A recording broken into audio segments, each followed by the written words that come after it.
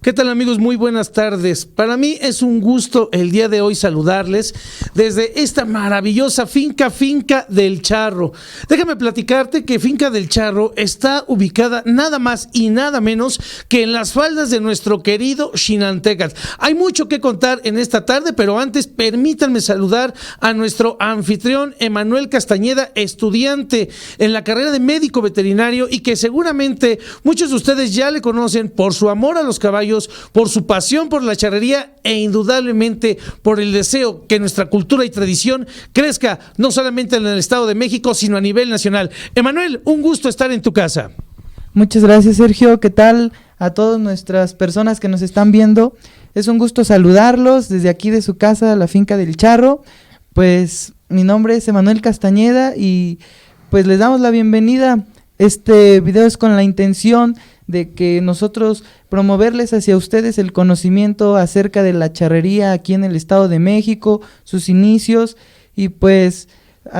muchas gracias por vernos y bueno, pues adelante, Sergio, te escuchamos. Muchísimas gracias, Emanuel, y bueno, pues vamos a empezar a conocer un poquito de la historia de la charrería en el Estado de México hacia el Valle de Toluca. Como ustedes saben, nuestro estado está ubicado en el corazón de nuestro país. A través de los años y a través de las distintas partes de la historia de México, la charrería ha fungido como un eslabón esencial en la vida económica, cultural, social, militar y política. Es así como para nosotros el recuerdo de aquel año de 1519 nos trae a la memoria la llegada de los primeros caballos a estas tierras. Recordando el 2019, donde celebrábamos aquel festejo lleno de historia y tradición, y que seguramente muchos de ustedes, gran familia charra, reconoció la labor de la historia del hombre y la mujer de a caballo que día con día fueron forjando nuestro México. Para ser exactos, en el Estado de México, la llegada de los franciscanos, principales evangelizadores de esta zona, traería la enseñanza hacia los pueblos matlatzincas sobre el manejo del ganado mayor, es decir, del ganado equino, del ganado vacuno,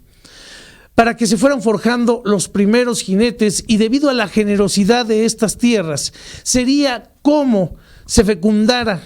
la crianza y el desarrollo de nuestro ganado, parte esencial de la época del México virreinal y posteriormente del México colonial.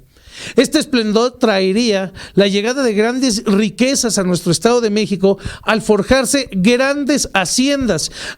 que quedan testificadas en el libro de don Octavio Chávez, el último documental que él trabajó, y que seguramente haciendas como la Gavia, la Garcesa, la de Calimaya, la de Zacango, y haciendo muy puntual precisión en esta zona, la aún viva hacienda de Tejalpa forjaría a las mujeres y a los hombres de a caballo. La etapa de la historia de México, a través de sus inicios, donde el jinete se fue forjando, donde se le permite a través de un mandato virreinal que montaran los primeros naturales de esta tierra hacia las tierras de Tlaxcala, y que posteriormente este edicto se extendería a nuestro Estado de México, traería como característica esencial la formación de grandes jinetes mexiquenses. Sería la hacienda de San Mateo, ubicada hacia la tierra de Santiago Tianguistenco, donde nacería el famoso charro ponciano, ese famoso hombre que a través de sus conocimientos en la tauromaquia y en la charrería llegó a trascender hacia el continente viejo, es decir, hacia Europa.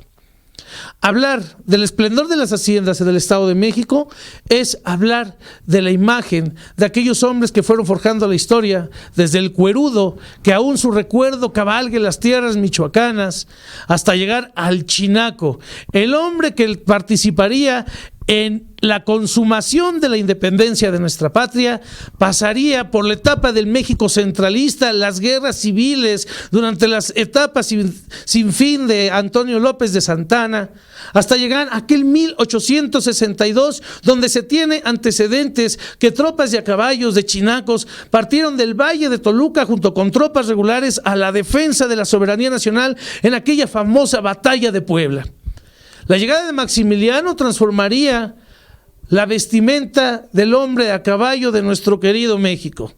Desaparecería la imagen del chinaco para dar pie al charro que orgullosamente siguió forjando nuevas tierras.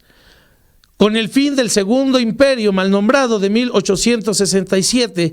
se restauraría la República a través del Benemérito de las Américas, e indudablemente a través de las distintas reformas de nuestro México, las haciendas jugarían un papel más que importante en la vida económica, social de nuestro querido México. Es así como aquí en el Valle de Toluca, como las mencionaba con anterioridad, algunas de estas haciendas, hoy ya desaparecidas, forjarían mucho la imagen del charro. El charro que a través de su trabajo con el ganado empezó a forjarse a nivel competitivo. Es importante recordar estas maravillosas faldas de nuestro querido Nevado de Toluca, donde se trae el recuerdo y el suspiro de cómo aquellos hombres bajaban al ganado para llevarlo a los grandes capaderos, a los grandes herraderos, donde se hacían las grandes fiestas. Quiero enfatizar en esta pequeña cápsula de historia de la charrería, recordar este camino real que es de la tierra desde la hacienda de Tejalpa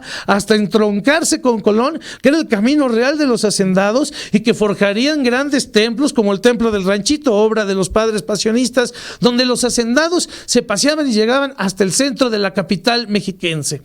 En esta etapa de la historia, el charro empieza a forjarse en competencias, empieza a mantener vivas las suertes charras, es decir, empieza a mostrarle al hacendado la buena rienda de las cabalgaduras, a lo que hoy nosotros llamamos la cala de caballo, empieza a practicar hacia las tierras de Ixtlahuaca la suerte de los piales, empieza a forjar al momento de bajar el ganado vacuno la suerte de las colas, a manera de diversión, la jineteada de toro para ternear, y desde aquel momento donde se terneaba el toro al asado de cabeza y patas, no faltaba el charro bravucón que buscaba unos lazos hoy denominados pretales para llevar a cabo la evolución de un jineteo de toro o iniciar el arte de amansar ganado equino a través de las jineteadas de yegua como hoy les conocemos, la lucidez de las manganas, y llegando ya a una etapa del siglo XX, una etapa más contemporánea, a forjarse con el paso de la muerte, pero eso será en otra ocasión donde hablaremos de la etapa de la formación de las suertes charras.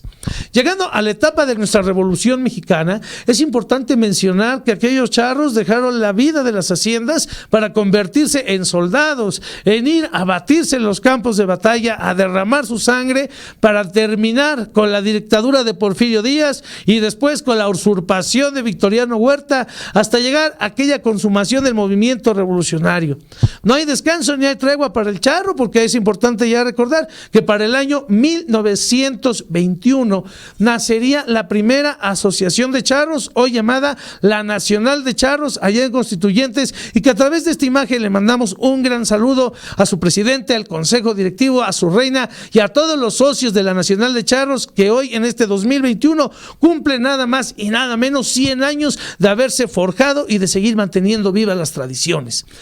Llegando a la etapa de la Guerra Cristera hacia 1927, el charro mexiquense, el charro del Valle de Toluca, vuelve a tomar las armas, vuelve a salir a la defensa. Sin embargo, es importante recordar que para 1923 ya empezaban los charros en el Valle de Toluca a competir, a ver quién era el que mejor pericia tuviera dentro de las suertes charras, y es así como nos vamos hacia el centro de Toluca, a lo que hoy es el Cosmovitral, obra del maestro Leopoldo Flores, donde existía el antiguo mercado 16 de septiembre, y en ese mercado